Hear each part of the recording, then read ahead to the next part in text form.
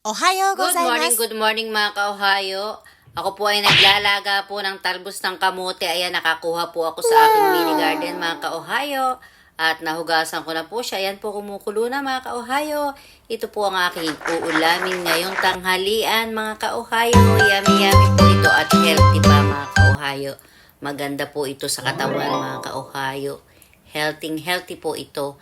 At Yummy. ayan po yung aming pang isang ulam mga ka-Ohayo. Ako po ay nakabili sa supermarket ng may timpla na po. Basil po ang timpla niya mga ka-Ohayo.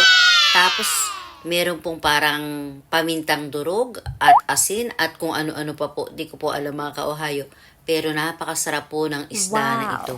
Isdang puti po ang tawag ko dito mga ka-Ohayo. Kasi po mga ka-Ohayo, maputi po siya. Saka ang sarap po niya mga ka-Ohayo. What? Paborito po naming mag-anak po ito. Napakasarap po. Kain po tayo mga ka-Ohayo. At ayan nga po pala, i-flex ko lang po mga ka-Ohayo. Ako po ay nagpatuyo po ng sitaw. At ayan po Very mga good. ka-Ohayo. Nadagdagan na naman po ang aking buto ng sitaw. Itatanim ko po ito next year mga ka-Ohayo. Ayan po. Ako po ay nagpapagulang po ng mga sitaw mga ka-Ohayo. Para may itatanim po ako next year mga ka-Ohayo. Ayan, di ba? Ang dami. At ito na po yung aming ulam today. Kasama po ng aking talbos ng kamote.